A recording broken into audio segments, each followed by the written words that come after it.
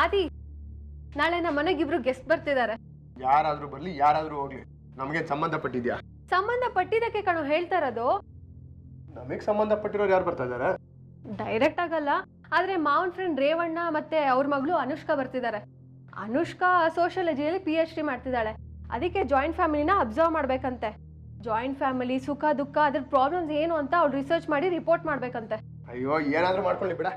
ಏನಾದ್ರು ಮಾಡ್ಕೊಳ್ಳಿ ಅಂದ್ರೆ ಏನು? ಅವರು ರಿಸರ್ಚ್ ಮಾಡಕ್ ಬರ್ತಿರೋದು ಈ ಮನೆನ, ನಾವು ಈ ಮನೆ ಸದಸ್ಯರು, ಅದನ್ನ ತಿಳ್ಕೊ.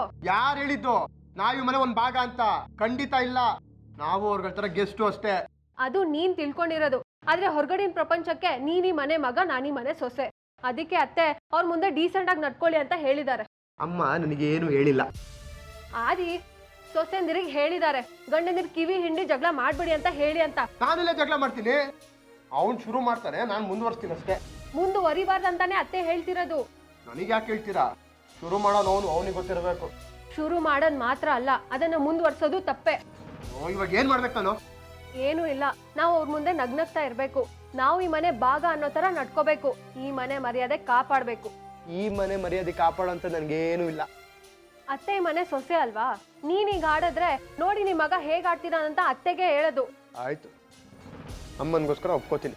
ಸರಿ, ನೀನ್ ಯಾವ್ದೇ ಕಾರಣಕ್ಕೂ ನಾನ್ ಹಾಕಿದ್ ಗೆರೆ ದಾಟ್ಬಾರ್ದು. ನೀನೇನೆ? ನೀನ್ ಹಾಕೋ ದರನ ದಾಟೋದಕ್ಕೂ ಈ ಮನೆ ಮರ್ಯಾದೆನ ಕಾಪಾಡೋದಕ್ಕೂ ಏನ್ ಸಂಬಂಧ? ನಾನು ಅತ್ತೆ ತರ ಈ ಮನೆ ಸೊಸೆನೆ. ಓಹೋ, ನೀವುಗಳೆಲ್ಲ ಸೇರ್ಕೊಂಡು ಎಲ್ಲಾ ಗಂಡಸರು ಲಾಕ್ ಮಾಡ್ಬಿಡ್ತೀರಾ. ಮೊದ್ಲೇ ಈ ಮನೆ ಗಂಡಸರಿಗೆ ಹಕ್ಕಿಲ್ಲ, ಕೈ ಕಟ್ಟಿ ಬಾಯಿ ಮುಚ್ಚಿಸಿ ಮೂಲೆಯಲ್ಲಿ ಕೂರ್ಸ್ಬಿಡ್ತೀರಾ. ಕೂತ್ಕೋತೀನಿ ಅಂತ ಒಪ್ಕೊಂಡಿಯಲ್ಲ, ತುಂಬಾ ಥ್ಯಾಂಕ್ಸ್.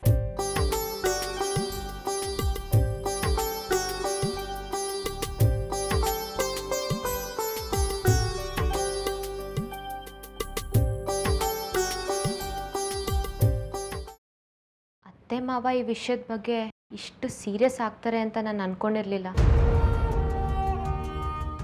ಅಪ್ಪಂಗಂತೂ ರೇವಣ್ಣ ಅಂಕಲ್ ತುಂಬ ಕ್ಲೋಸು. ಎಷ್ಟೋ ವರ್ಷಗಳಿಂದ ಅಪ್ಪಂಗೆ ಅಡ್ವೈಸ್ ಮಾಡ್ತಾ ಬಂದಿದ್ದಾರೆ. ಅಪ್ಪನೂ ಅಷ್ಟೇ, ಅವರು ಒಂದು ಮಾತನ್ನು ತೆಗೆದುಹಾಕ್ತಿರ್ಲಿಲ್ಲ. ಅದಕ್ಕೆ ಅವ್ರ ಮಗಳು ರಿಸರ್ಚ್ಗೆ ತುಂಬ ಕೋಆಪ್ರೇಟ್ ಮಾಡ್ತಿದ್ದಾರೆ. ಆಫ್ಕೋರ್ಸ್, ಮಾವ ಒಂದು ವಿಷಯದ ಬಗ್ಗೆ ಇಷ್ಟು ಸೀರಿಯಸ್ ಆಗಿದ್ದಾರೆ ಅಂದರೆ ಅದಕ್ಕೆ ಅತ್ತೆ ಸಹಕರಿಸಲೇಬೇಕು. ಅದಕ್ಕೆ ಅತ್ತೆ 1 ತಿಂಗಳು ಈ ಮನೇಲಿ ಇರೋಕೆ ಒಪ್ಕೊಂಡಿರೋದು. ಇದಕ್ಕೆ ನೀನು ಒಪ್ಕೋಬೇಕು ಅಷ್ಟೆ. ಒಪ್ಕೊಳ್ತೀನಿ. ಅಮ್ಮ ಯಾವತ್ತೂ ಅಪ್ಪಂಗೆ ಅವಮಾನ ಆಗೋ ಥರ ನಡ್ಕೊಂಡಿಲ್ಲ ಅಲ್ವಾ? ನಾವು ಅಷ್ಟೇ ಅತ್ತೆಯಿಂದ ಈ ಪಾಠನ ಕಲಿಬೇಕು. ಏಕೆ? ನಾನು ಯಾವತ್ತು ಅಮ್ಮಂಗೆ ಅವಮಾನ ಆಗೋ ಥರ ನಡ್ಕೊಂಡಿದ್ದೀನಿ? ಬೇಜಾರಾಗಿರ್ಬೋದು, ಆದರೆ ಯಾವತ್ತೂ ಅವ್ರನ್ನ ಇನ್ಸಲ್ಟ್ ಮಾಡಲಿಲ್ಲ. ನಾನು ಅದ್ರ ಬಗ್ಗೆ ಹೇಳಿಲ್ಲ. ಅತ್ತೆ ಮಾವನಿಗೆ ಅಷ್ಟು ಬೆಲೆ ಕೊಡ್ತಾರೆ, ಅಷ್ಟು ಗೌರವ ಕೊಡ್ತಾರೆ ಅಂದಮೇಲೆ ನಾವು ಅದಕ್ಕೆ ಕೈ ಜೋಡಿಸ್ಬೇಕು ತಾನೆ. ನಾನು ಯಾವತ್ತೂ ಹೊರಗಿನವ್ರ ಮುಂದೆ ನಮ್ಮವ್ರನ್ನ ಬಿಟ್ಕೊಟ್ಟಿಲ್ಲ. ಹೌದು, ಇದೇ ಮಾತನ್ನ ನಾವು ಮುಂದೆ ಕೂಡ ಉಳಿಸ್ಕೋಬೇಕು. ಮುಂದೆ ಅಂದ್ರೆ ಈಗ ರೇವಣ್ಣ ಅಂಕಲ್ ಬರ್ತಾರೆ, ಅವ್ರ ಮಗಳು 1 ತಿಂಗಳು ಕಾಲ ಅಬ್ಸರ್ವೇಷನ್ ಮಾಡ್ತಾಳೆ, ರಿಸರ್ಚ್ ಕೂಡ ಮಾಡ್ತಾಳೆ. ಅಂತ ಹೊತ್ತಿನಲ್ಲಿ ನಾವು ಯಾವುದೇ ಜಗಳಗಳಿಗೂ ಅವಕಾಶ ಕೊಡಬಾರ್ದು. ಮನೆಯವರೇ ಜಗಳ ಆಡ್ಕೊಂಡ್ರೆ ಏನ್ ಚೆನ್ನಾಗಿರುತ್ತೆ ಹೇಳು? ಅದನ್ನೇ ಮನಸ್ಸಿನಲ್ಲಿ ಇಟ್ಕೊಂಡು ಯೋಚನೆ ಮಾಡ್ತಾ ಇದ್ದೀಯಾ? ಮೊದಲು ಅದರಿಂದ ಹೊರಗಡೆ ಬಾ. ನಾನೇನು ಯೋಚನೆ ಮಾಡ್ತಿಲ್ಲ ಅಜ್ಜಿ. ನಿನ್ನ ಚಿಕ್ಕ ಮಗುವಿಂದ ನೋಡ್ತಾ ಇದ್ದೀನಿ. ಯಾವುದಾದ್ರೂ ಯೋಚನೆಯಿಂದ ಹೊರಗಡೆ ಬಂದೆ ಅಂತ ನೀನು ಮಾತು ಹೇಳಿದ್ರು ನಿನ್ನ ಮನಸ್ಸೆಲ್ಲ ಅದರಲ್ಲೇ ಇರುತ್ತೆ. ಅದಿತಿ, ಯಾವುದ್ರ ಬಗ್ಗೆ ಯೋಚನೆ ಮಾಡ್ತಿದ್ಯಾ? ಶ್ರೀಚಕ್ರ ನಮ್ಮ ಕೈವಶವಾದ್ರೆ ಇಡೀ ಜಗತ್ತೇ ನಮ್ಮ ಪಾಳೆ ಪಟ್ಟೆ.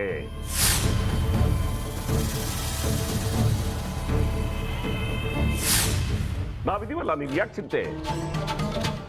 ನಮ್ಮ ಆಸೆಗಳೆಲ್ಲ ಪೂರೈಸುತ್ತೆ. ಅದಕ್ಕೆ ನಾನು ಹೇಳಿದ್ದು ನಮ್ಮ ಜೊತೆ ಕೈ ಜೋಡಿಸು ಅಂತ.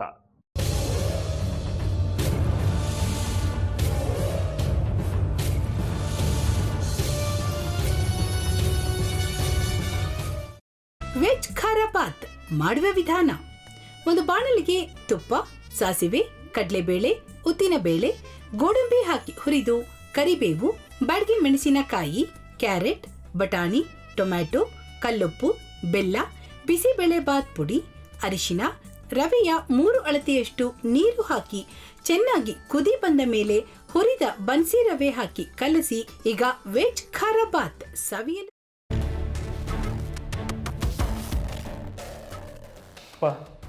ಇಷ್ಟೋ ತನಕ ಡೆಲಿವರಿ ಆಗಿಲ್ಲ ಅಂದರೆ ಅಕ್ಕಂಗೆ ಏನಾದರೂ ಪ್ರಾಬ್ಲಮ್ ಇರ್ಬೋದಾ? ಆ ಥರ ಏನಾದರೂ ಇದ್ದರೆ ಡಾಕ್ಟ್ರು ಬಂದು ಹೇಳ್ತಿರ್ಲಿಲ್ವ ರವಿ?